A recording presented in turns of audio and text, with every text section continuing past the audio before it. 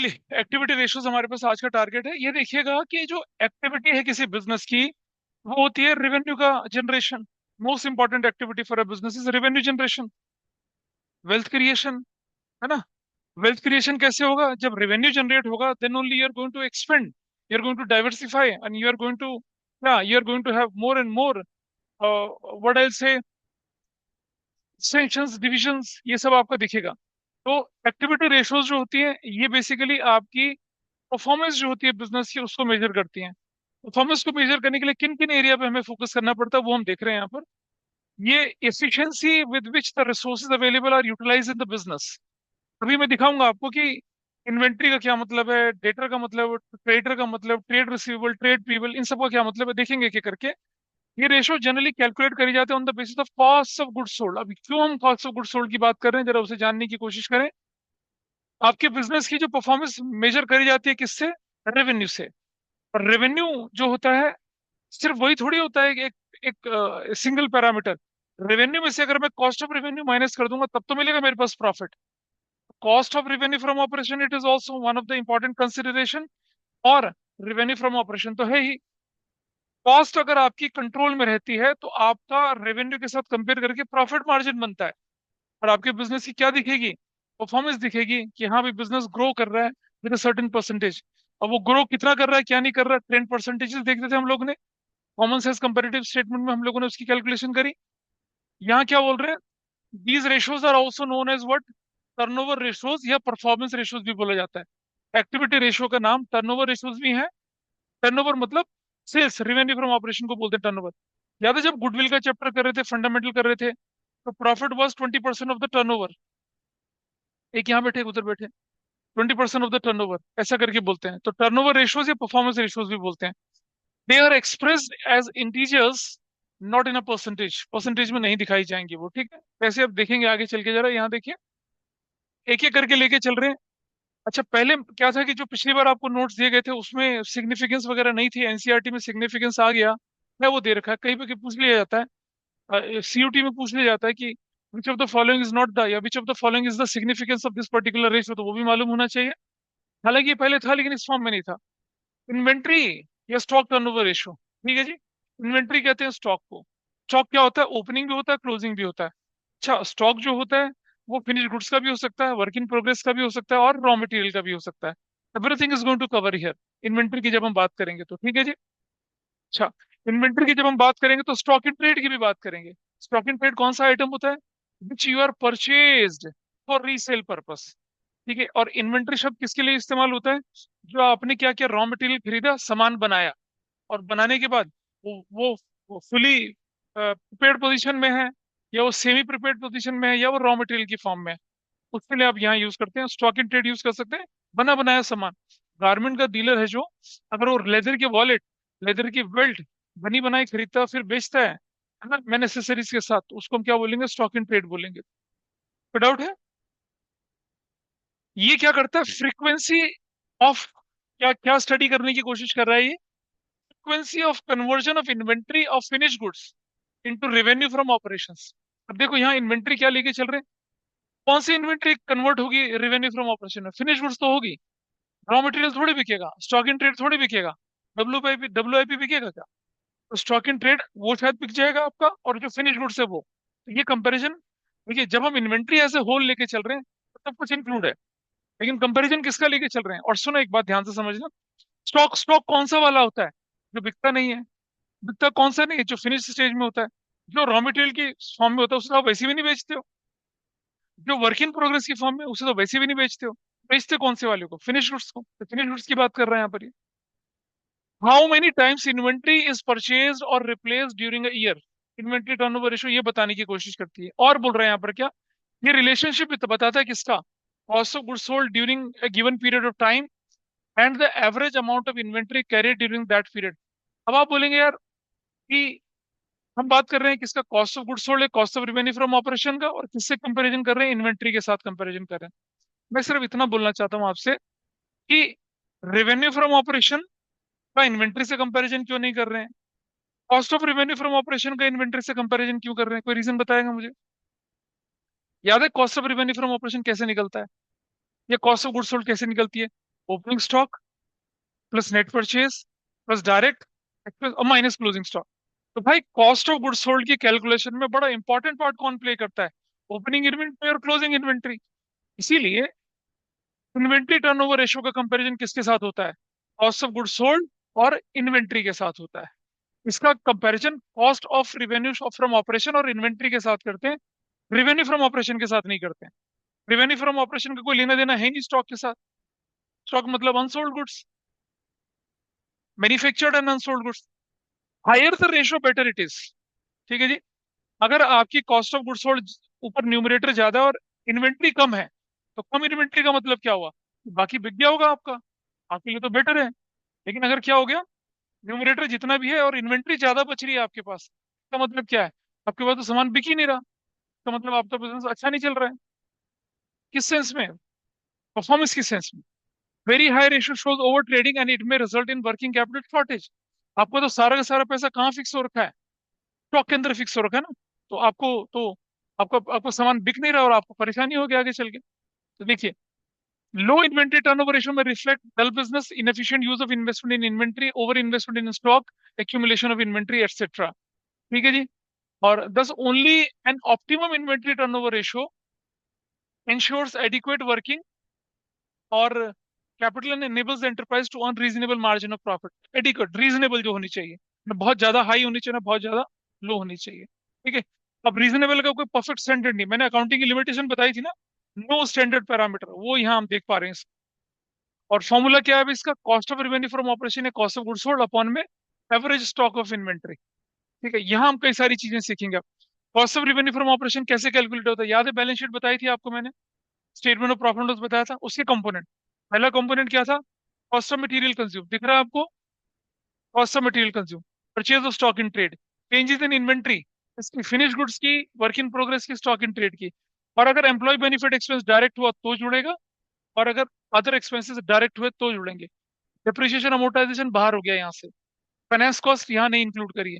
याद करो statement of profit loss के कंपोनेंट्स, उनमें से कौन कौन से कंपोनेंट्स उठाए आपने? सिर्फ cost of material consume, purchase of stock in trade, change in inventory उठाया। ठीक है। आप लोग रिकॉल नहीं कर पा रहे होंगे, देखिए यहाँ पर जरा मैं दिखाता हूँ आपको।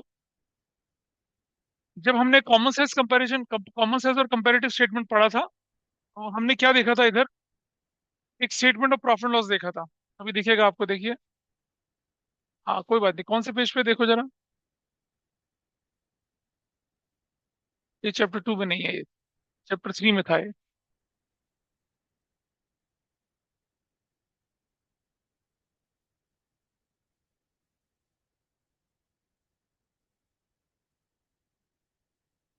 हाँ नीचे चलते हैं, जरा देखिए।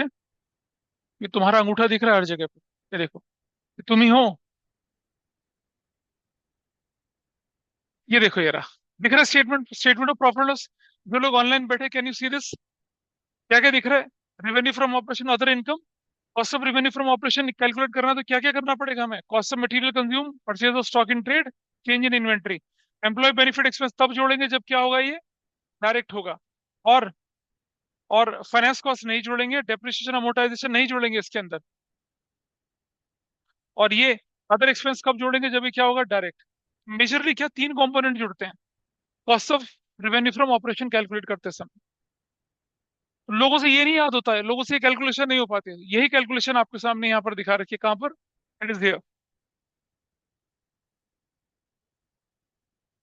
ये देखिए, ये रहा, ये रहा, निकल गया। अगर आपके पास कोई इंफॉर्मेशन नहीं है कि एम्प्लॉय बेनिफिट एक्सपेंस या अदर एक्सपेंस क्या है, तो उन्हें इनडायरेक्ट मानना, डायरेक्ट मत मानना। वैसे तो अजम्पशन दे सकते हैं, consider them as what? Indirect. जैसे देखिए,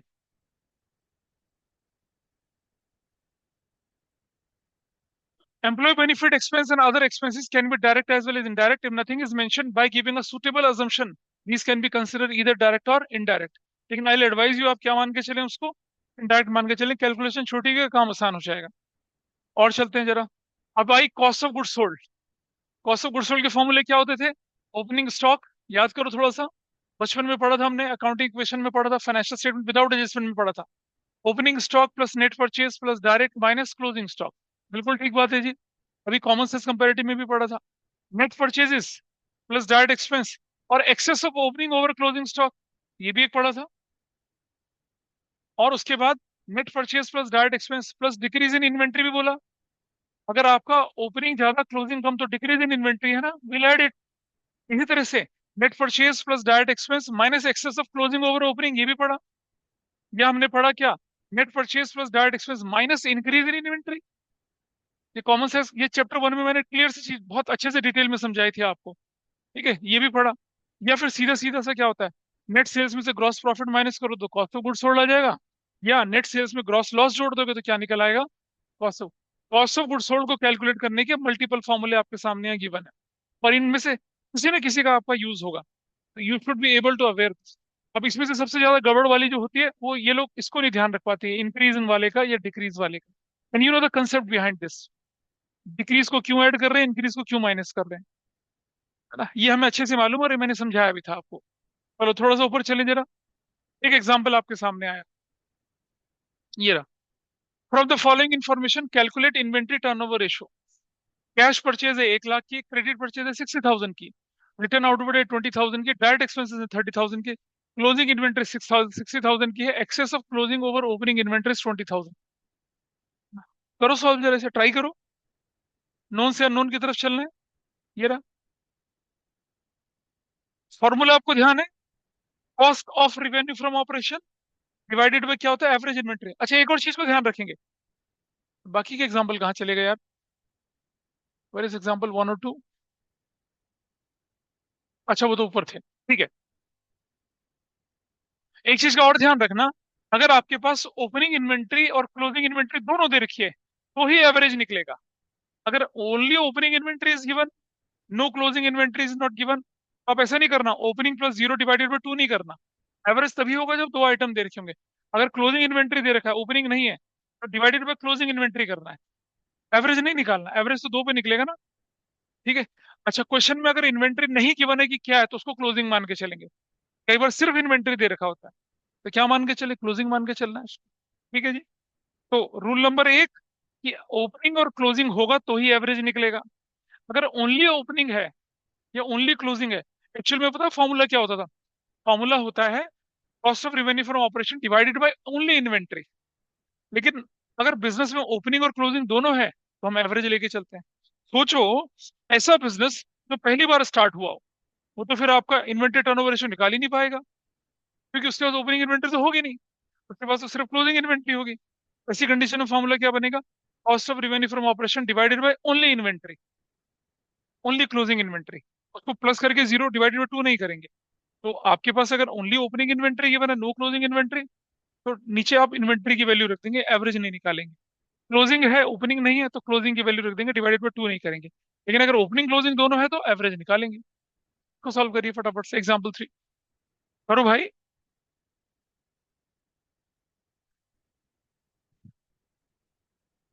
ये ट्यूसडे वाले बैच में मैंने वो आगे के क्वेश्चन, मैंने कहा था 71 73 ऐसे एग्जाम्पल्स थे, वो करते चले गए, स्लो में थे सारे, करते चले गए वो लोग। चलो ट्राई करिए जल्दी से इसको, नोन से अननोन की तरफ चलना, फॉर्मूला आपको मालूम है।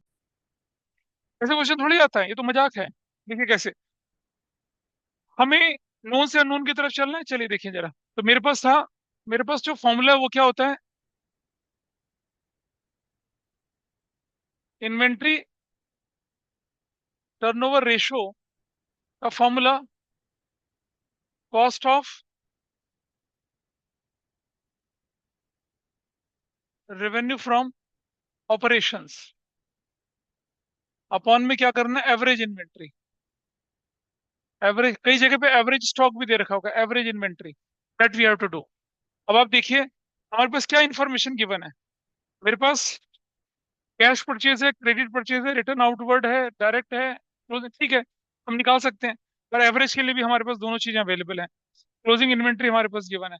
तो मैं लिख सकता हूँ क्या, कि cost of revenue from operations is equal to क्या, opening stock plus net purchases, plus net purchases plus direct expenses minus closing stock, will do this. ऐसा कर लेंगे, ठीक। ओपनिंग स्टॉक हमारे पास क्वेश्चन में कितना है, हाँ दे रखा है क्वेश्चन में, नहीं दे रखा, नहीं दे रखा। एक्सेस दे रखा है। मतलब क्या बोल रखा है? Closing over opening. तो थोड़ा नीचे चले आते हैं। हम लिख रहे हैं क्या? आ, हम लिख रहे हैं excess of opening over closing जो है, कितना दे रखा है वो? 60,000, 40,000 दे रखा है। Value given is 20,000। हमने बोला 20,000। क्या है ये?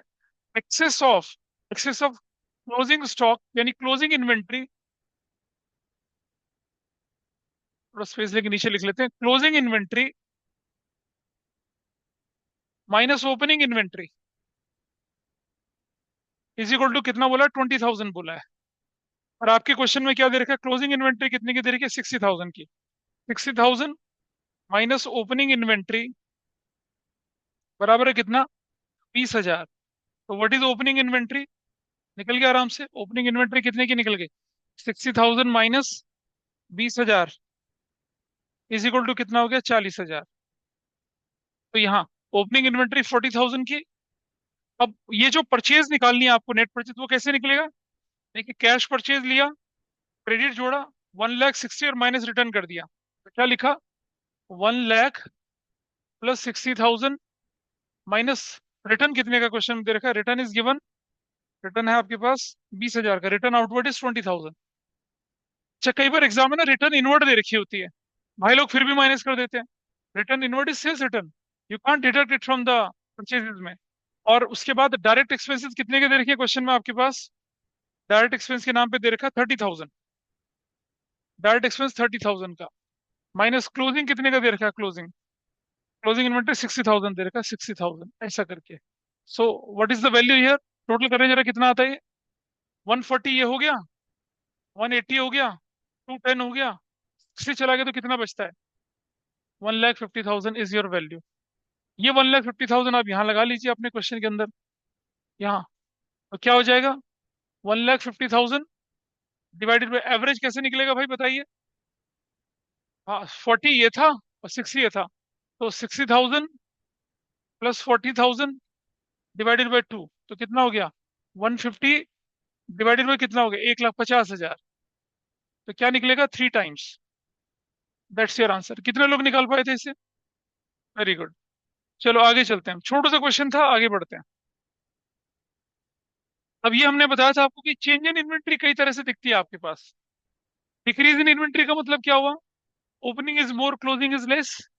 तो excess of opening over closing inventory and it will be added. अभी बताया था फॉर्मूले के अंदर। ऐसे ही इंक्रीज इन इन्वेंट्री का मतलब क्या हुआ? Closing inventory more than opening inventory. इसे क्या बोलेंगे हम लोग? Excess of closing over opening बोलेंगे। इसको हम क्या करते हैं? इसको हम क्या कर देते हैं? उसको डिडक्ट कर देते हैं। और एम्प्लॉय बेनिफिट एक्सपेंस के बारे में अभी हमने बताया था। अच्छा, कई बार ये भी होता है कि आपके पास पूरी इंफॉर्मेशन है ही नहीं। In the absence of complete information stock turnover ratio में बी कैलकुलेटेड। नेट सेल्स पे भी निकालते हैं। तब हम क्या करते हैं? नेट सेल्स अपॉन में एवरेज इन्वेंट्री, लेकिन इन्वेंट्री की वैल्यू सेलिंग प्राइस पे लेके चलते हैं तब। लेकिन ये आएगा नहीं, आपके काम की चीज नहीं होती, सीनियर क्लासेस में काम आता है। ये जस्ट फॉर द नॉलेज मैंने यहाँ लिखा हुआ है आपके लिए। This is fine. कौन सा फॉर्मूला सीखा आप लोगों ने? इन्वेंट्री टर्नओवर रेशियो का फॉर्मूला सीखा, ठीक है जी। चलिए, अब एक और चीज देखते हैं हमारे पास यहाँ पर। ट्रेड रिसीवेबल टर्नओवर रेशियो है। पहले जरा इसके फॉर्मूले पर नजर डाल लें। ट्रेड रिसीवेबल जो है, क्या फॉर्मूला लिखा है? क्रेडिट रेवेन्यू फ्रॉम ऑपरेशन यानी क्रेडिट सेल्स अपॉन में एवरेज ट्रेड रिसीवेबल। अब ये फॉर्मूला क्यों बना, जरा जानने की कोशिश करें। सबसे पहले मुझे बताइए कि ट्रेड रिसीवेबल का जन्म कहाँ से होता है? ये कहाँ से निकल कर आते हैं? हाँ, ट्रेड रिसीवेबल जो होते हैं वो होते हैं डेटर प्लस बीआर। बीआर का जन्म कहाँ से होता है? बीआर का जन्म कहाँ से होता है? हाँ, कहाँ से? They originates from where bills receivable? Debtor से। डेटर से। डेटर कहाँ से निकलते हैं? क्रेडिट सेल्स से। और क्रेडिट सेल्स कौन से लेते हो आप? क्रेडिट सेल्स माइनस रिटर्न, यानी कि नेट क्रेडिट सेल्स लेते हो। तो मुझे बताइए, ट्रेड रिसीवेबल यानी कि डेटर और बीआर का comparison cost of goods sold के साथ अच्छा बनेगा, या रेवेन्यू फ्रॉम ऑपरेशन यानी या कैश सेल्स के साथ अच्छा बनेगा, या क्रेडिट सेल्स के साथ अच्छा बनेगा? क्रेडिट सेल्स के साथ अच्छा बनता है। तो सीधा सा फॉर्मूला है क्या? क्या? Credit revenue from operations, net ही होता है वो। रेवेन्यू फ्रॉम ऑपरेशन क्या होता है वो? रिटर्न ही होती है। Credit revenue from operation divided by average trade receivable, ये करते हैं। Trade receivable turnover ratio. देखो भाई, इन्वेंट्री टर्नओवर रेशियो तो average inventory, trade receivable turnover ratio तो नीचे क्या, एवरेज ट्रेड रिसीवेबल। कंडीशन वही है, opening trade receivable closing trade receivable तो ही डिवाइडेड बाय 2 होगा। अभी इसके वेरिएशन सीखते हैं, देखिए पढ़ लेते हैं क्या है। Liquidity position of the firm depends upon the speed जिसके थ्रू हम ट्रेड रिसीवेबल को क्या करते हैं, रियलाइज करते हैं, कन्वर्ट करते हैं कैश में। This ratio indicates the number of times receivable are turn over and converted into cash in an accounting period. और इससे हमें पता चलता है कि कितना फ्रीक्वेंटली हमारे ट्रेड रिसीवेबल कन्वर्ट होते हैं किसमें, कैश में। ठीक है जी। तो हमारे पास क्या रहेगा, कैश रहेगा, तो हमारे पास वर्किंग कैपिटल की जरूरत को हम क्या कर सकेंगे, टाइम पे पूरा कर सकेंगे। हमें सपोज एक्स्ट्रा सप्लाई का ऑर्डर आ गया, उसको जल्दी पूरा कर सकते हैं, बिजनेस के लिए फायदेमंद रहता है। ये रिलेशनशिप बिटवीन किसमें है, net credit sales and average account receivable, उसके बीच में। ये रेशियो इंडिकेट करता है efficiency of the business relating to collection from debtor and BR, वो शो करता है। हायर रेशियो बेटर होती है, और calculating this ratio provision for doubtful deduct नहीं करे जाते हैं। क्या बोले, प्रोविजन फॉर, क्योंकि ये सॉल्वेंसी रेशियो नहीं है, क्या नहीं करेंगे आप, provision for doubtful debt minus नहीं करेंगे, ध्यान रखना। वो कहाँ माइनस होते थे, सॉल्वेंसी रेशियो माइनस होते थे, यहाँ माइनस नहीं होंगे। ठीक है। सॉल्वेंसी में भी कौन सी वाली में, करंट रेशियो के अंदर, क्विक रेशियो के अंदर ये करते थे हम, यहाँ नहीं करते हैं। फॉर्मूला आपके सामने है। एवरेज ट्रेड रिसीवेबल कैसे निकलेगा भाई, opening trade receivable plus closing trade receivable, या ओपनिंग डेटर और ओपनिंग बीआर, क्लोजिंग डेटर और closing BR. In case details regarding credit sales opening and creditor नहीं गिवन होती, तो रिवेन्यू फ्रॉम ऑपरेशन अपॉन में ट्रेड रिसीवेबल भी करते हैं, लेकिन ये नहीं करना है आपने, ये होगा नहीं आपके सिलेबस के डोमेन से बाहर की चीजें। चलिए ये आपके सामने क्वेश्चन है, बड़ा छोटा सा क्वेश्चन, बड़ा छोटा सा। कैलकुलेट एवरेज अकाउंट रिसीवेबल करने की जरूरत नहीं, देखना ही सिर्फ। डेटर ओपनिंग 30,000 के हैं, बिल्स रिसीवेबल 50,000 के हैं, एवरेज कितना हो गया भाई, 30 + 50 divided by 2, that's your answer. Here is your answer 40,000। ठीक है जी, बढ़िया है क्वेश्चन। चलिए अब ये करना है आपको,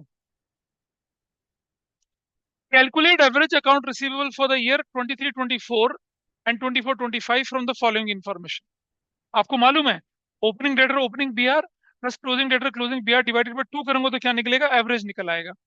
अब आपको क्या निकालना है, 23-24 और 24-25 का क्लू दे रखा है। केस 1, 31 मार्च 2024 को debtor and BR increase by ₹10,000। करिए सॉल्व, एवरेज निकालना है भाई, ट्राई करिए एवरेज निकालने वाला पार्ट। जो लोग ऑनलाइन बैठे हुए क्वेश्चन विजिबल है, बताइए, question is visible. Hello. Yes sir. क्योंकि सोल्यूशन गिवन था इसलिए आप लोगों ने कर लिया ऐसे आराम से। जरा देखिए क्या क्या था इसका आंसर में और क्या करना था, वो देखिए। आपको बोला गया, अगर मैं 31 मार्च 2025 के लिए कैलकुलेशन करूं तो कैसे करूंगा, 31 मार्च 2024 5 के लिए। ये मेरे, ये वाला मेरा ओपनिंग बनेंगे, ये वाले मेरे क्या बनेंगे, क्लोजिंग बनेंगे। Everybody is okay. ओपनिंग कितना, 150, 150। क्लोजिंग कितना है, 260, डिवाइड कर दूंगा, 2,05,000 आ गया, करेक्ट। लेकिन जब मैं 23-24 के लिए करूंगा, तो this figure will be what, closing. ये तो क्लोजिंग हो गई। अब ओपनिंग कैसे निकालूंगा, एक क्लू है क्वेश्चन में कि क्या बेटर एंड बी आर पिछले साल के मुकाबले 10,000 इंक्रीज थे। तो पिछले साल, इस साल अगर 150 है और 10,000 बढ़ के आया, तो पिछले साल कितना होगा, 140। तो 140 रख दिया and you got your answer. ये क्लू था सिर्फ। क्या क्लू है, बेटर और बी आर मिला के पिछले साल के मुकाबले कितने ज्यादा है, 10,000 ज्यादा है। तो अगर इस साल 150 है, तो पिछले साल कितने थे ये, 140 थे। You got your answer. क्या हुआ है, क्या नहीं समझा बता। 24-25 की इंफॉर्मेशन बता क्या है। 24-25 में, इधर देख पहले, यहाँ ध्यान। 24-25 में ये फिगर ओपनिंग कहलाएगी, ये फिगर क्लोजिंग कहलाएगी, ओके है। ओपनिंग कितना, 150, क्लोजिंग कितना, 260, डिवाइडेड बाय 2 कर दिया, 25। अब 23-24 के लिए दिस फिगर इज क्लोजिंग, हाँ या ना। और ओपनिंग हमें मालूम नहीं है, तो मैंने 150 रख दिया यहाँ पर। लेकिन अब एक क्लू है मेरे पास, क्या, 31 मार्च को डेटर और बी आर पिछले साल के मुकाबले 10,000 ज्यादा है, इंक्रीज बाय 10,000 है। तो अगर ये 140, अगर ये इस बार 150 है, तो पिछली बार कितने थे, 140। निकल गया एवरेज, हो गया। That simple. डाउट, क्या डाउट है, बोल रहा मुझसे। हाँ, नहीं, तो उठो यहाँ से, उठो।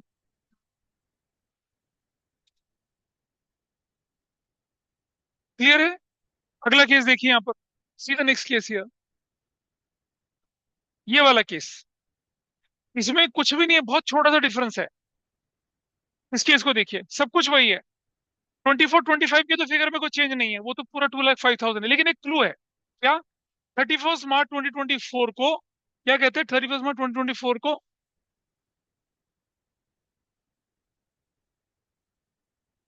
ये कहते हैं कि इस दिन जो डेटर और बीआर है कितना इंक्रीज है? 10,000 ईच इंक्रीज है, ईच। मतलब डेटर भी 10,000 से, बीआर यानी कि 20,000 का डिफरेंस है। इसका मतलब क्या हुआ?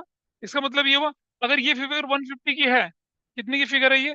इफ दिस फिगर इज 150, तो ये फिगर कितनी होगी? 130 होगी। 130 और 150 कितना होता है? 280। तो कितना आंसर बनेगा? 1,40,000। That is your answer. ये था। Is it okay with you now? फर्क समझना। Increase by 10,000, increase by 10,000 each.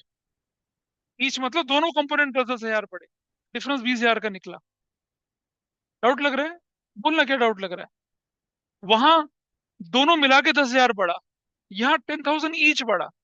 Debtor भी 10 से बढ़ा, बीआर भी 10, तो टोटल डिग्री, टोटल इंक्रीज 20 का हुआ। तो अगर ये फिगर 150 की है, तो 20 माइनस कर दूंगा तो पुरानी फिगर कितने की है? 130 की। तो opening figure 130, closing 150, your average is 140, 280। इसका ध्यान रखना, क्वेश्चन में ये चीज दे देते हैं कई बार, और आपका आंसर गलत होने के पूरे पूरे चांसेस बनते हैं। अच्छा, अब मुझे बताइए, डेटर पेबल जो थे, रेशो क्या थी? एवरेज ट्रेड रिसीवेबल ऊपर क्या था? Credit sales. अब मुझे बताइए, बिल्स पेबल का जन्म किससे होता है? बिल्स पेबल क्रेडिटर से। क्रेडिटर का जन्म किससे होता है? क्रेडिट परचेज के साथ। क्रेडिटर का जन्म कहाँ होता है? क्रेडिट परचेज से। तो रेशो क्या है? Trade payable turnover ratio. Formula क्या बनेगा? क्या? नेट क्रेडिट परचेज अपॉन में एवरेज ट्रेड पेबल। पहली ratio inventory turnover ratio, cost of revenue from operation upon में एवरेज इन्वेंट्री। दूसरी ratio trade receivable turnover ratio, formula बना नेट क्रेडिट सेल्स अपॉन में average trade receivable. तीसरी ratio trade payable ratio, क्या formula है? Net credit purchase upon में क्या? Trade payable. And see the formula है, ये रहा। नेट क्रेडिट परचेज अपॉन में एवरेज। इतना सिस्टमेटिकली प्लेस करी गई हैं चीजें, ताकि आपको कंपैरिजन में, और ये मीनिंगफुल कंपैरिजन है। मेरी परचेज जो है उधारी, उसके बदले में मैं पेमेंट कितनी कर रहा हूँ? सुनो,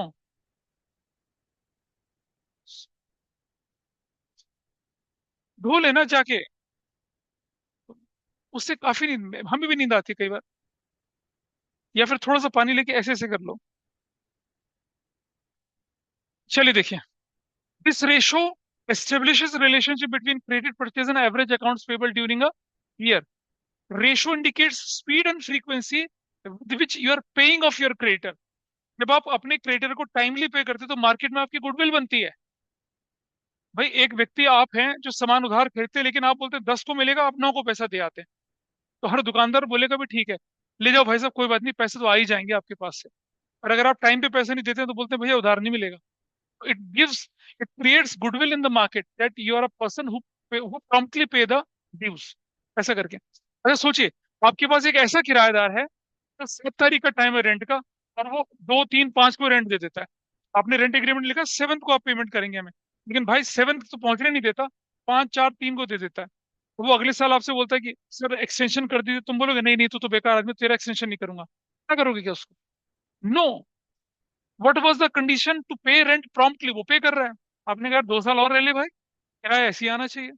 2 साल और रह गया, और टाइमली पेमेंट कर रहा है। Electricity, water, everything is paying on time. इसी तो लोग चाहिए। डिस्प्यूट किस बात के होते हैं? किराएदार बैठ के किराया नहीं देता। इसलिए तो आदमी रेंट पे घर देते हुए डरता है कि कहीं कोई किराया ना दे और कब्जा करके बैठ जाए। तो यहाँ तो वही कंडीशन है। You are so prompt in paying the payments that it will create goodwill in the market. आपकी क्रेडिट वर्दीनेस बढ़ेगी। ठीक है जी, और लोग आपको उधार देंगे। जब आपके पास पैसा नहीं भी है, तो भी आपको वर्किंग कैपिटल को फाइनेंस करने के लिए पैसा मिलेगा। तो देखिए, this ratio indicates the speed and frequency with in which the amount being paid to the creditor. Higher the ratio, better it is. High ratio indicates that the business is paying its supplier more quickly. High ratio also indicates, एक और भी चीज हो सकती है, कि enterprise is not availing full credit period. ये भी हो सकता है कि आप उधारी करते ही नहीं हो, तो रेशियो आपकी हायर ही रहेगी। low ratio or a longer payment period indicates that creditor are not paid in the time or increased credit period. दो कंडीशन हो सकती है, या तो आप टाइम पे पेमेंट नहीं कर रहे हो, या आपको पेमेंट के लिए टाइम पीरियड ज्यादा मिल रहा है। दोनों हो सकता है। ठीक है। तो ये आपके पॉइंट से रेशो का फॉर्मूला आपके सामने आ गया क्या। और एवरेज ट्रेड पेबल कैसे निकलता है, ओपनिंग प्लस क्लोजिंग, या opening creditor plus opening BP, closing creditor plus closing BP. अगर मान लो आपको डिटेल नहीं क्लियर है क्रेडिट परचेज की, ओपनिंग क्लोजिंग की, तो फॉर्मूला बनता है नेट परचेज अपॉन में अकाउंट्स पेबल, जो कि जनरली यूज नहीं होगा। तीन रेशो पढ़ी हम लोगों ने, तीन रेशो के फॉर्मूले हम लोगों ने क्या कर लिए, ध्यान से देख लिए। ठीक है। चलिए इनसे रिलेटेड कुछ क्वेश्चंस करते हैं पहले, फिर इस पार्ट पे आएंगे, क्योंकि ये पार्ट सीयूटी में आया था एक बार, आया क्या था, 2 साल पहले ही आया था ये। और आपका जो सिलेबस होता है उसके अंदर वो नहीं दिखता है। बेटा चली जा, मैं बोल रहा हूँ बार बार, चली जा, क्या फर्क पड़ता है, फिर मैं डांटूंगा आपकी बात। I am saying you, just go and wash your face. देखिए,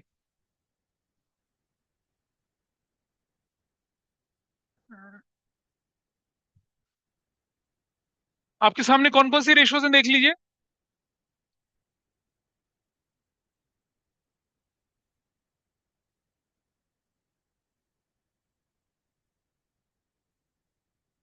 इन्वेंट्री टर्नओवर रेशो हमने पढ़ी, ट्रेड रिसीवेबल हमने पढ़ी, ट्रेड पेबल हमने पढ़ी। ठीक है। Working capital, fix assets, net assets turnover ratio, ये भी है। एक मिनट, इन रेशो को पहले पढ़ ही लेते हैं। और ये जो पार्ट है ना आपका वाला, एवरेज पेमेंट पीरियड, और इसको सबसे बाद में करेंगे, क्योंकि जब आपकी कॉम्पिटेंसी सारी रेशोज पे आएगी तब आएगा। तीन रेशो हमने पढ़ ली, बाकी भी पढ़ ही लेते हैं, इसको मैं बाद में पढ़ूंगा। कलेक्शन पीरियड वाले को हम बाद में डिस्कस करेंगे, पेमेंट पीरियड को बाद में डिस्कस करेंगे। ठीक है। तो ये भी मैं एग्जांपल बाद में डिस्कस करूंगा आपके साथ, this I am going to discuss later. अब आ जाता है आपके पास वर्किंग कैपिटल टर्नओवर रेशो। ठीक है जी। मुझे बताइए, वर्किंग कैपिटल का बेस्ट यूज क्या है, ये किस काम आती है। Day to day operations. Day to day operations क्या होते हैं, raw material, salary, electricity, water, wages, और क्या होता है, जनरेट सेल्स। वर्किंग कैपिटल का क्या यूज है ना, क्या, एडवर्टीजमेंट प्रमोट करना। हाँ जी। वर्किंग कैपिटल का क्या पर्पस बताया मैंने, what is the purpose of working capital here, अभी बोला था मैंने कुछ, क्या बोला। हाँ। क्या, पता है, हाँ, generate revenue, working capital, how efficiently you are using working capital to generate revenue. तो वर्किंग कैपिटल का कंपैरिजन किससे बढ़िया बनेगा, रेवेन्यू फ्रॉम ऑपरेशंस अपॉन में क्या, वर्किंग कैपिटल। अब यहाँ एवरेज वर्किंग कैपिटल नहीं लिखेंगे, कि वर्किंग कैपिटल होती है current assets minus current liability, वहां की एवरेज निकालना, यहाँ एवरेज नहीं लगता। तो देखिए पहला फॉर्मूला, इन्वेंट्री टर्नओवर रेशियो कैसे निकाला, cost of revenue from operation upon में average inventory. Trade receivable turnover ratio, net credit sales upon में average trade receivable. Trade payable turnover ratio, net credit purchase upon में average trade payable. और ये है working capital turnover ratio, revenue from operation upon में working capital, revenue from operation upon में क्या, working capital. Working capital कैसे निकलती है, current assets minus current liability करके निकलती है। क्या चीज, क्या बोला, नहीं पता। हाँ तो ठीक है, बस ठीक है। हमें तो ऐसे एक्सप्रेशन क्यों दे रहा है, घूर को भूत लग गया। मुझे लगा कि नहीं समझ में आया, मैंने कहा, डर गया मैं तो यार, क्या हो गया। तो जाओ मुंह धो के आओ, नहीं तो पड़ोसी के साथ हेड मारो एक। आइए देखते हैं। This ratio reveals how efficiently working capital has been utilized in making earning revenue from operation या सेल्स। सीधी सीधी बात है। Higher working capital shows efficient use of working capital and quick turnover of current assets. Very high working capital also is dangerous, a sign of over trading. ठीक है जी। और ये नीचे लो working capital ratio indicates under utilization of working capital. बहुत ज्यादा का मतलब क्या है, रेवेन्यू और नीचे वर्किंग कैपिटल, तो फर्क पड़ेगा उससे, नुकसान है। देखिए बहुत सीधी सी बात है, excess of anything is always bad, है ना। एक बचपन में जो मेरे पिताजी हमें सुनाया करते थे ना, जैसे वो बोलते थे क्या कि अति का भला ना बरसना, अति की भली ना धूप। ठीक है। और अति का, एक और आता था मुझे याद नहीं आ रहा उसको, अति की भली ना, अति का भला ना बोलना, अति की भली ना चुप। ना अति का धूप और ना अति की बारिश ज्यादा अच्छी होती है, मतलब एक्सेसिव रेन और एक्सेसिव क्या, हीट, वो भी सनलाइट अच्छी नहीं होती है। और ना एक्सेसिव बोलना और ना एक्सेसिव चुप रहना ये अच्छा होता है। तो anything excessive, extraordinarily high is not a right parameter, right symptom for your organisation.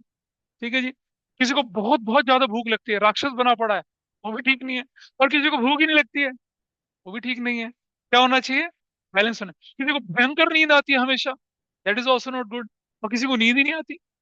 वो कहते हैं तारे गिन गिन रहा था मैं, वो एक गाना नहीं भूपेंद्र का, जसविंदर का, वो वाला गाना, वो भी नहीं होना चाहिए। आइए इधर देखते हैं। वर्किंग कैपिटल टर्नओवर रेशियो का फॉर्मूला क्लियर है आपको? रेवेन्यू फ्रॉम ऑपरेशन या नेट सेल्स अपॉन में क्या, वर्किंग कैपिटल। अच्छा, ये फॉर्मूला आपको यूज नहीं करना है, ये सीनियर क्लासेस के लिए रखा हुआ है कि total capital turnover ratio net sales upon में कैपिटल एम्प्लॉयड टाइम्स में निकलती है। ये सीनियर क्लासेस के, सीयूटी में भी इस्तेमाल नहीं होना है इसका। इसलिए मैंने बड़ा क्रॉस लगा रखा है आपको, क्योंकि जब कभी आप सीनियर क्लासेस में जाएं और आप ये पढ़ें, डेफिनेटली आप ये पढ़ेंगे, बीबीए करेंगे, फाइनेंस के कोर्स करेंगे, कहीं भी करेंगे, यू विल सी दिस। तब आप बोलेंगे मास्टर ने तो पढ़ाया नहीं हमें, नोट्स खोल के देखना, यू विल सी दिस। ये तब इस्तेमाल होती है, ये ट्वेल्थ के डोमेन से बाहर है, ना ही सीयूटी में काम आएगी आपकी, पर ये होती है। क्योंकि जब मैं स्टूडेंट था, ट्वेल्थ पास करके ग्रेजुएशन में गया बीकॉम ऑनर्स में, आई वॉज अटरली कंफ्यूज, ये हो क्या रहा है यार, हम तो ट्वेल्थ में कुछ और पढ़ के आए हैं, कुछ और दिख रहा है।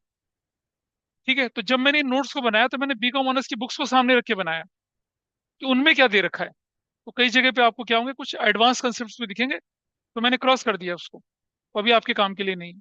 ऐसी कैपिटल एम्प्लॉयड में भी कुछ कंसेप्ट आएंगे, वो भी आप सीनियर क्लास में जाएंगे तो अलग दिखेंगे आपको। मैं मान के चलता हूँ कि आप ट्वेल्थ के बाद घर नहीं बसाएंगे, पढ़ाई करेंगे आगे। That is my perception, my belief. क्या अकाउंटेंसी पढ़े ना पढ़े, लेकिन जब आप एमबीए करेंगे तो आपको ये सब पढ़ना पड़ेगा दोबारा से, सब पढ़ना पड़ेगा दोबारा से। अगली रेशो क्या, फिक्स एसेट्स टर्नओवर रेशो। चलो जी, फिक्स एसेट्स आपको मालूम है, net fixed assets, property plant equipment and intangible assets minus provision for depreciation minus amortization, net fixed assets आ गया। ठीक है जी। अच्छा, ये है फिक्स एसेट्स, फिक्स एसेट्स या non current turnover ratio. Fixed assets या non current turnover ratio. Fixed assets का कंपैरिजन किससे करें? अच्छा, ये तो बड़ा क्लियर है कि न्यूमरेटर डिनोमिनेटर में फिक्स एसेट्स ही रहेगा, नेट फिक्स। न्यूमरेटर में क्या रहेगा? फिक्स एसेट्स का पर्पस क्या है? क्यों आप फिक्स एसेट्स इन्वॉल्व करते हैं अपने बिजनेस में? अरे, increasing your earning capacity. Earning capacity क्या होती है? Revenue from operations. आ जाइए, क्या फॉर्मूला बना देखिए आपके सामने, ये रेवेन्यू फ्रॉम ऑपरेशंस अपॉन में नेट फिक्स एसेट्स, सिंपल सी बात है। कौन सा फॉर्मूला है ये? कौन से नंबर का फॉर्मूला है? पांचवा। What was your first formula? Inventory turnover ratio, cost of revenue from operation upon में इन्वेंट्री। देख रहा बेटा, समझना। एफिशिएंसी किससे मैनेज होती है? सेल्स से और कॉस्ट से। और सारे फॉर्मूले उसी के आसपास रिवॉल्व कर रहे हैं, इधर they are based on cost और they are based on revenue. और या फिर वो क्या है, क्रेडिट सेल्स या क्रेडिट परचेज, उससे ज्यादा कुछ है नहीं। चार चीजें तो हैं न्यूमरेटर में, या तो क्रेडिट सेल्स होगा या क्रेडिट परचेज होगा, या cost of revenue from operation या रेवेन्यू फ्रॉम ऑपरेशन। पहला formula, cost of revenue from operation upon में एवरेज इन्वेंट्री। दूसरा, trade receivable turnover ratio, net credit sales upon में एवरेज ट्रेड रिसीवेबल। तीसरा, नेट क्रेडिट परचेज अपॉन में average trade payable. चौथा, working capital revenue from operation upon में सिर्फ working capital. और अगला क्या है? Net assets turnover ratio. तो ऊपर क्या है? Revenue from operations. नीचे क्या है? Net assets. नेट एसेट्स क्या होती है? डेप्रिसिएशन माइनस करने के बाद की वैल्यू। तो आइए इसके बारे में क्या कहता है ये, यहाँ देखें। This ratio known as ratio of sales to fix assets, sales to fix assets. This ratio shows how well non-current assets are being utilized in the business to generate revenue। भाई, मशीनरी मशीनरी क्यों लगाते हो आप? ताकि production हो। Production के बाद क्या होगा? सेल होगा। तो अगर आपकी एसेट्स यूटिलाइज नहीं हो रही है, देखो, अगर आपकी एसेट्स के कंपैरिजन में सेल क्या है, कम है, इसका मतलब क्या है? आपने एसेट्स को इफेक्टिवली यूटिलाइज नहीं करा, अंडर यूटिलाइज हो गए आपके रिसोर्सेज। तो देखिए यहाँ क्या कहते हैं आगे। This ratio also known as ratio to sales to fix assets, it is very important for manufacturing concern. If there is an increase in this ratio, it will indicate better utilization of fixed assets. We can say greater sales has been obtained, yeah, without increasing investment in assets। Current asset से आपकी जो assets, current assets नहीं, जो existing assets है, उसे आपने क्या कर दिया? सेल्स रेवेन्यू बढ़ा दिया। फॉल इन रेशियो को क्या करता है? एसेट्स एफिशिएंटली यूटिलाइज नहीं हो रही हैं। रेवेन्यू फ्रॉम ऑपरेशन अपॉन में नेट सेल्स, अपॉन में नेट फिक्स एसेट्स, या फिर cost of revenue from operation upon में नेट फिक्स एसेट्स। कब ये फॉर्मूला कब लगेगा?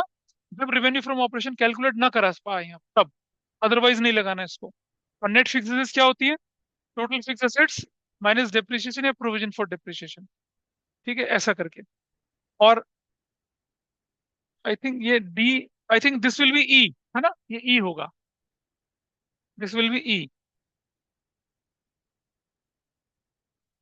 लास्ट रेशो हमारे पास है, देखिए, नेट एसेट्स टर्नओवर रेशो।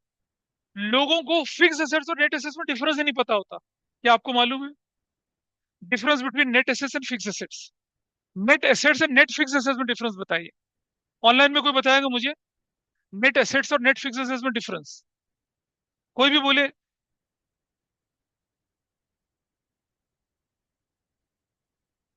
नहीं, ऑनलाइन में कोई नहीं बोलेगा।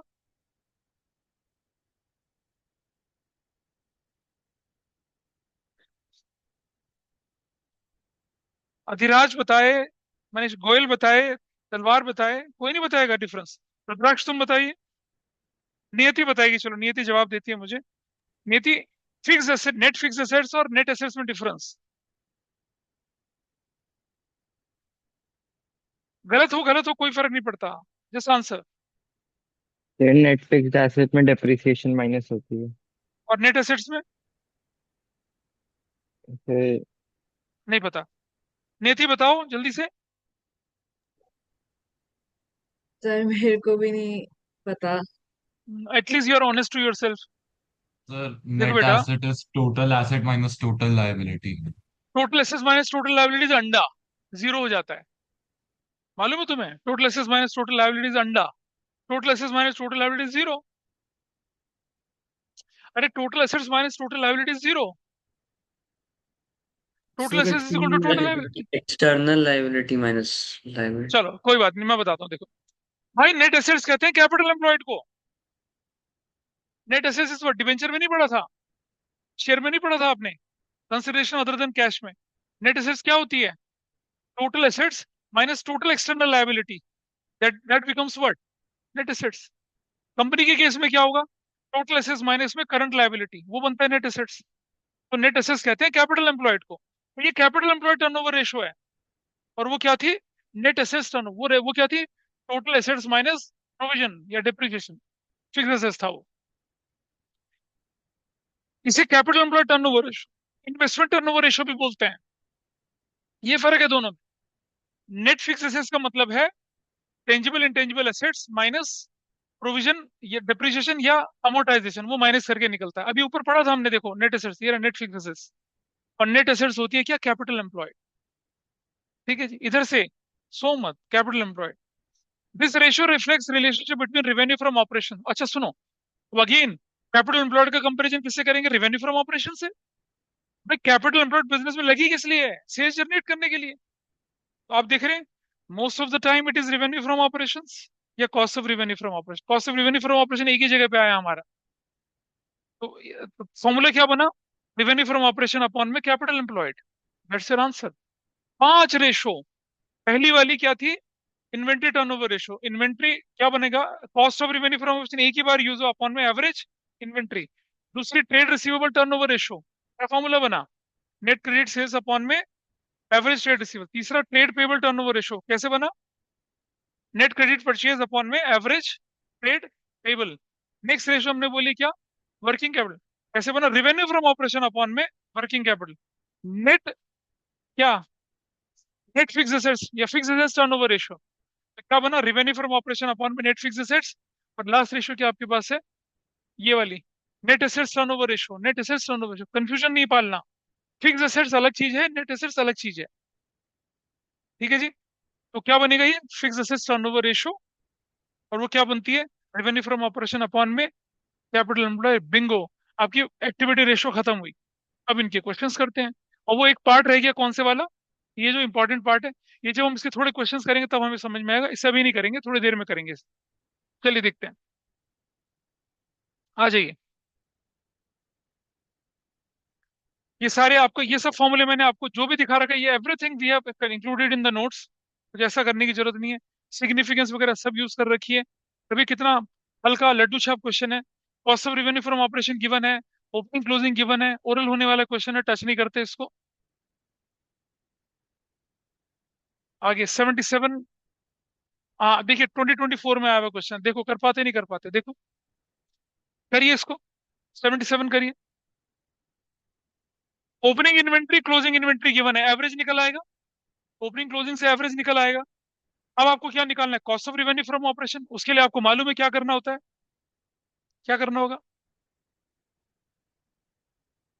ओपनिंग स्टॉक है कहीं पर, ये रहा, plus purchase plus direct expenses plus net purchase plus direct expense. करिए, देखो वो जो फॉर्मूले सिखाए थे उन पर बेस जाइए, तो करिए फटाफट से करिए इसको। 77 को करिए जल्दी से। देखिए यहां पर आप देखिए कि हमें नोन से अननोन की तरफ चलना है, और मेरे पास अगर मैं बोलूं एवरेज के लिए, तो मेरे पास ये दोनों चीजें एवरेज के लिए अवेलेबल है। These are available for average. Opening और क्लोजिंग जोड़ दिया, एवरेज निकल आएगा, देखो ये निकला। एवरेज कैसे निकला, देखिए यहाँ पर ओपनिंग और क्लोजिंग को जोड़ दिया तो वी गॉट एवरेज। मैं सॉल्व करके नहीं दिखा रहा, देखिए ये निकला एवरेज यहाँ पर, वैल्यू यू गॉट एवरेज। अच्छा, अब आपको बोला क्या, आपको क्या क्या निकालना है, आपको निकालना है क्या, cost of revenue from operation. तो पहला फॉर्मूला क्या था, opening inventory plus net purchases plus direct expense और minus closing inventory. Opening inventory ये रही आपके पास यहाँ, क्लोजिंग इन्वेंट्री ये रही आपके पास यहाँ। परचेज में से रिटर्न आउटवर्ड माइनस नहीं सॉरी, आउटवर्ड यहाँ नहीं है, परचेज ये है आपकी, और आउटवर्ड कितना, ये रहा आउटवर्ड। तो परचेज है 80, माइनस 1 कर देंगे 79। सी ईयर 80 माइनस 1 कर दिया, कितना है 79। ओपनिंग आपके पास यहाँ है। डायरेक्ट एक्सपेंस में कौन कौन से एक्सपेंस आएंगे, डायरेक्ट में एक तो वेजेस आएगा, ये डायरेक्ट नहीं है इनडायरेक्ट है। Revenue from operation carriage invert किया, ये डायरेक्ट है, दोनों जोड़ देंगे। कितना जोड़ेंगे आप यहाँ पर, 9000 और 4000, 13,000। So see here you got 13,000 as well. और अब आपके पास क्या वैल्यू आ गई, 90,000 आ गई। 90 अपॉन में 20 करेंगे, 4.5 टाइम्स आ जाएगा। कितने लोग कर पाए इसे, ठीक है। कॉस्ट ऑफ गुड्स सोल्ड निकालना कोई मुश्किल काम तो नहीं है, डायरेक्ट सीधी सीधी इन्फॉर्मेशन की बनती। जो डाउट लगता है वो इस पे लगता है, बस इस वाले पे, कि कैरियज आउटवर्ड का क्या करना है। देखिए, अगर सिर्फ कैरिज लिखा है, फ्रेट लिखा है, कार्टेज लिखा है, देखिए इस तरह से, अगर है सिर्फ कैरियज, सिर्फ कार्टेज, सिर्फ फ्रेट, या फिर क्या लिखा है इसका, इनवर्ड भी लिखा हुआ है, इनवर्ड, तो ये क्या कहलाएंगे आपके, सीधा सीधा डायरेक्ट एक्सपेंस कहलाएंगे, डायरेक्ट। लेकिन अगर क्या लिखा है, कैरियज, कार्टेज और फ्रेट, इस पे लिखा आउटवर्ड्स, तो वो क्या कहलाएंगे आपके, इनडायरेक्ट कहलाएंगे। उसका इससे कोई लेना देना नहीं है। सिर्फ कैरियज, सिर्फ कार्टेज, सिर्फ freight, carriage inward, cartage inward, freight inward, ये डायरेक्ट है, बाकी सबके यहाँ आपके इनडायरेक्ट हैं। तो देखिए, now this question is gone, और आगे चलें।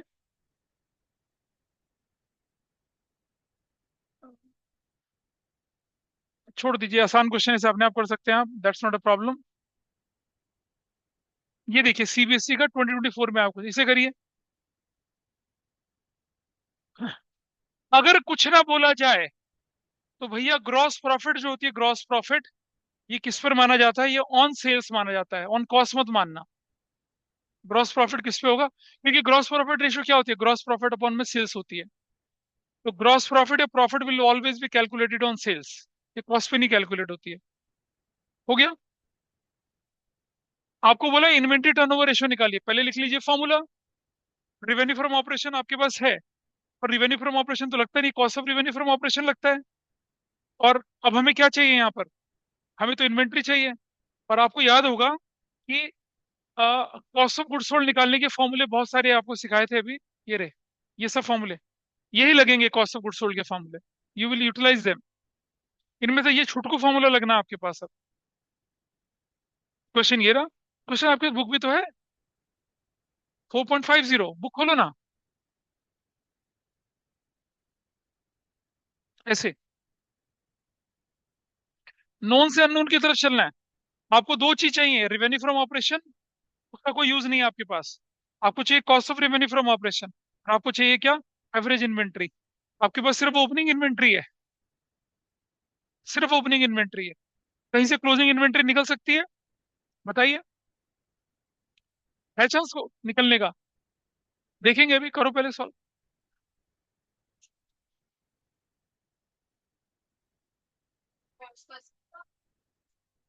तुम करो करो। क्या हम क्लोजिंग इन्वेंट्री निकाल सकेंगे, देखो ट्राई करके देखो, क्या हम निकाल सकते हैं, नहीं निकाल सकते।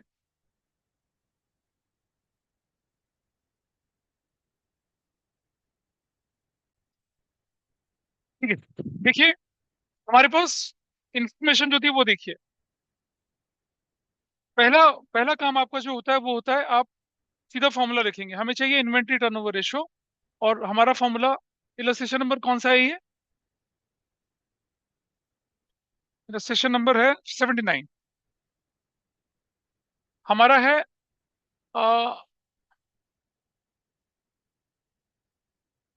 Inventory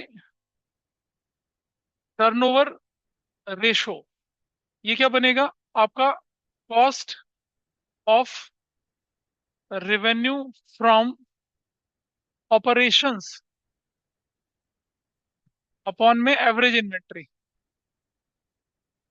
average inventory. और मेरे पास जो चाहिए, मुझे सबसे पहले रिवेन्यू, ग्रॉस प्रॉफिट है मेरे पास, तो कॉस्ट निकल आएगी मेरे पास। हम लिखेंगे gross profit is equal to कितना है? रेवेन्यू फ्रॉम ऑपरेशन क्वेश्चन में गिवन है हमारे पास 15 लाख। 15 लाख का 20/100, तो कितना बन जाएगा? 3 लाख। और हम सब जानते हैं कि ग्रॉस प्रॉफिट किसके बराबर होता है? Revenue from operations minus cost of revenue from operations होता है। ये हमें, अब कुछ भी मत लिखिए, सीधा ऐसे लिख लीजिए। Gross profit you will write 3 lakh यहाँ, revenue from operation you will write कितना? 15 लाख यहाँ। तो आपके पास क्या बच जाएगा? Cost of revenue from operations बचेगा ऐसे। और इसको इधर कर लेंगे तो क्या हो जाएगा? Cost of revenue from operations जो है वो क्या निकलेगा? 15 लाख माइनस कितना करेंगे? 3 लाख, तो क्या वैल्यू निकल आएगी? 12 लाख निकल आएगी। ठीक है। और आप सब जानते हैं क्या, कि cost of revenue from operations जो होता है वो किसके बराबर होता है? ओपनिंग स्टॉक या opening inventory. Don't write stock, inventory use कर रहे हैं। Opening inventory plus net purchases plus direct expenses minus closing inventory. यही तो होता है। अब क्या क्या गिवन है इसमें से? Cost of revenue from operation given है 12 लाख का, वी एग्रीड। और ओपनिंग इन्वेंट्री कितने की है? 2 लाख। परचेजेस कितने का गिवन है? इसमें कुछ नहीं है, तो 18 लाख को लेके चलेंगे, नेट ही मान लेंगे उसको, 18 लाख। प्लस डायरेक्ट एक्सपेंसेस कितने के हैं? कुछ नहीं है, zero. Zero minus closing inventory. Closing inventory. अब इन सबका टोटल कर लीजिए कितना? 30, ये हो गया आपका 18 और 2 20 लाख। तो closing inventory is equal to क्या हो जाएगा? 20 लाख, है ना? इधर माइनस करेंगे 12 लाख, तो क्या वैल्यू आएगी आपके पास? 8 लाख। नोन से अननोन की तरफ चल रहे हैं। नाउ ये दोनों चीज मेरे पास अवेलेबल होगी, तो मैं इधर फॉर्मूले में लगा देता हूँ इस जगह पे। कितना हो गया बताइए मेरे पास अब ये? Cost of revenue from operation हमने निकाल लिया कितना? It was 12 lakh. और ये हमारे पास निकला 8 लाख। ओपनिंग हमारे पास कितने का था? 2 लाख का। एवरेज इन्वेंट्री कैसे निकला अब आपने? अब आपका form, average inventory, average inventory is equal to what? 12 lakh नहीं, 2 lakh plus 8 lakh divided by 2 कर दिया तो कितना हो गया? 10 लाख डिवाइडेड बाय 2 कर दिया तो कितना आया? 5 लाख आया। That's your value, 5। और ऊपर कितना था आपके पास? ये रेवेन्यू फ्रॉम ऑपरेशन की वैल्यू कितनी है? 12 लाख। 12 लाख डिवाइडेड बाई 5 लाख करूंगा तो क्या वैल्यू निकल कर आती है? 2.4:1, तो टाइम्स, टाइम्स लिखेंगे एंड दैट्स योर आंसर। ये नोन से अननोन की तरफ चलना था, हो गया आराम से।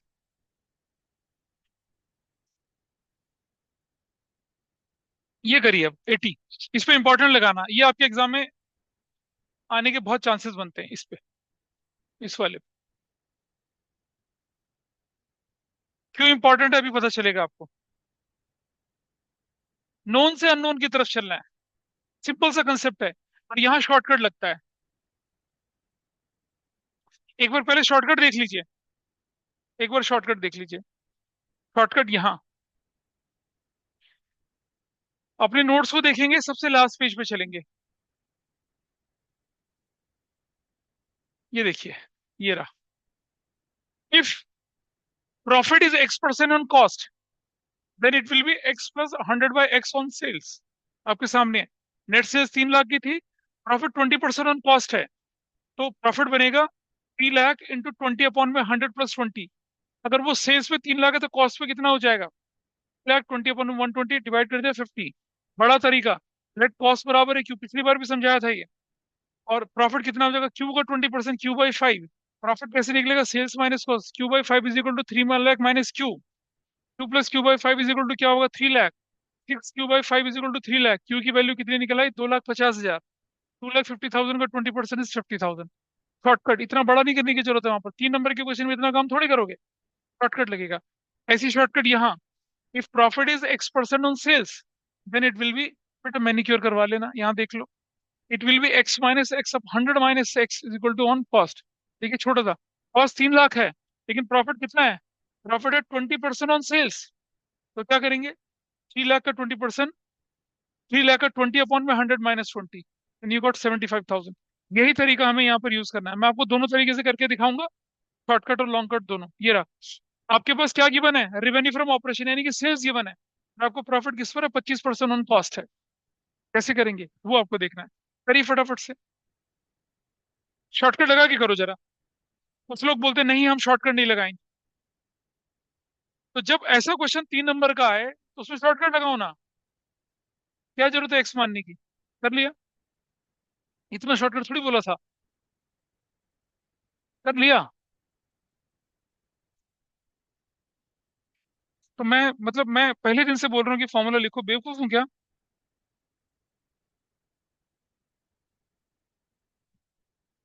रेशो में अगर आप फॉर्मूला नहीं लिखेंगे, आप अननेसेसरी अपना 1 मार्क लूज करेंगे, चाहे आपकी कैलकुलेशन कितनी भी ठीक क्यों ना हो। तो फिर आगे बढ़ते हैं। नोन से अननोन की तरफ चलना है, हमारे पास बड़ा सिंपल है, ओपनिंग क्लोजिंग गिवन है, एवरेज इन्वेंटरी तो वैसे ही हमारे पास है, रेवेन्यू फ्रॉम ऑपरेशन हमारे पास 3 लाख है। तो देखिए मैं दोनों तरह से करके दिखा देता हूँ। इलस्ट्रेशन 80 है। सबसे पहले ले लीजिए आप कि रेवेन्यू फ्रॉम ऑपरेशन, आरएफओ मत लिखेंगे, रेवेन्यू फ्रॉम ऑपरेशन आपके पास क्वेश्चन में कितना गिवन है? यहाँ पर 3 लाख गिवन है, 3 लाख।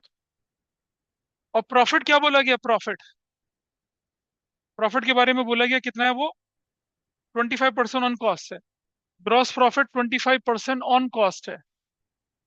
तो चलिए, अगर ये ऑन कॉस्ट 25% ऑन कॉस्ट है, तो 25/100 + 25 ऑन सेल्स हो जाएगा।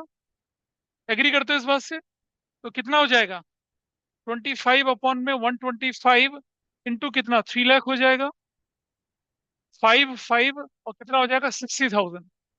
क्या निकल आया आपके पास? You got the gross profit.